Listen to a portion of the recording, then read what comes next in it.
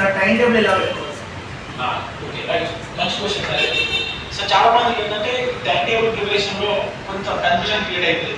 అంటే ముఖ్యంగా మీకు ఉన్నటువంటి టైం టేబుల్ వేరే ఉంటుంది, సీరియస్గా కూర్చొని ఉంటుంది. ఎందుకంటే ఎవరైనా క్వశ్చన్ వస్తున్నారంటే మీ time table person to person time table అనేది చేంజ్ అవుతుంది. ఓకేనా?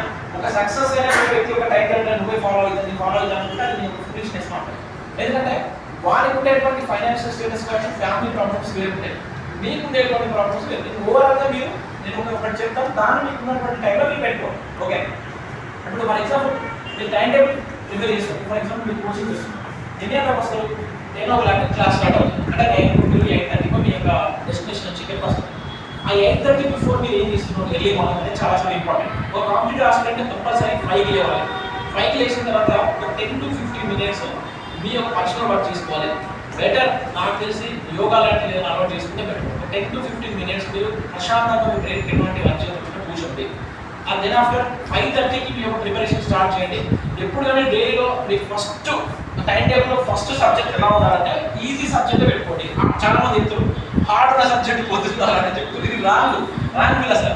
ఎందుకంటే మీరు అక్కడే డిసప్పాయింట్ అయిపోతారు. ఫస్ట్ డేనే ఫస్ట్ చదివితే ఇది హార్డ్ అన్నప్పుడు డిసప్పాయింట్ అయిపోతుంది. మీకు ఈజీగా ఉండేటువంటి మిమ్మల్ని మోటివేట్ చేసేటువంటి సబ్జెక్ట్ పెట్టుకోండి. ఓకేనా? మార్నింగ్ మీకు టైం బట్టి మీరైతే 8:30కి వస్తే కనుక ఒక సబ్జెక్ట్ పెట్టుకోండి. ఓకేనా? అంటే 6 to 8:30 వరకు ఒక సబ్జెక్ట్ పెట్టుకొని చదవండి. ఇప్పుడు మీకున్న టైం టేబుల్. ఓకేనా?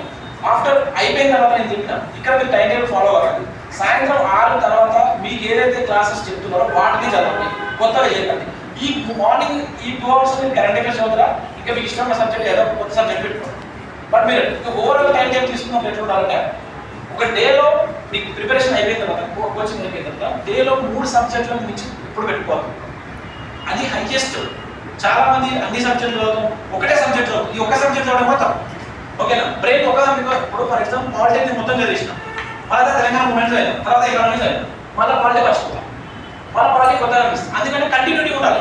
మనకు పేపర్లో కూడా అన్ని సబ్జెక్టులు కలిసి వస్తాయి కనుక మీరు డేలో ఒక 3 స్లాట్గా డివైడ్ చేసుకోండి. మీ డే ఎవరికైనా 24 hours ఉంటాయి, మంచి 8 hours పడుకున్నట్లయితే ఒక 8 hours నాకు వేరే కూడా ఒక 8 to 10 hours మీకు టైం దొరుకుతుంది అనుకున్నప్పుడు 8 to 12 hours టైం దొరుకుతున్నప్పుడు దాన్ని 3 పార్ట్గా డివైడ్ చేయండి. ఓకే, ఒక 12 hours టైం మీకు దొరుకుతుంది అనుకున్నప్పుడు 4 hours మీరు డివైడ్ చేసుకోండి. ఈ 4 hours తెలంగాణ అంశాలలోని ఇది పాలిటీలోని ఇది ఇంకొక ఇష్టమైన సబ్జెక్ట్ చదవండి. ఓకేనా? 3 సబ్జెక్టులతో మీ టైం టేబుల్ ఉండాలి ఎప్పుడు కానీ. ఓకేనా? ఇంకా 4-5 సబ్జెక్ట్ పెట్టుకున్నప్పుడు మీరు ఫెయిల్ అవుతారు. ఓకేనా? ఒక సబ్జెక్ట్ పెట్టుకున్నా ఫెయిల్ అవుతారు. 2 సబ్జెక్టులతో చదవచ్చు, ఒక సెషన్ ఒకటి. అది కూడా కొంతమంది ఐడియా వచ్చారు. ఇది ఇట్లా ఫాలో అయితే తొందరగా సబ్జెక్ట్ గుర్తుంటుంది, ఇష్టం కాకుండా మీరు ఎగ్జామ్లో అటెండ్ చేయవచ్చు. గ్రూప్ 2 సిలబస్ అంటే ఓకే, గ్రూప్ 2లో మనకు 4 పేపర్స్ ఉన్నాయి.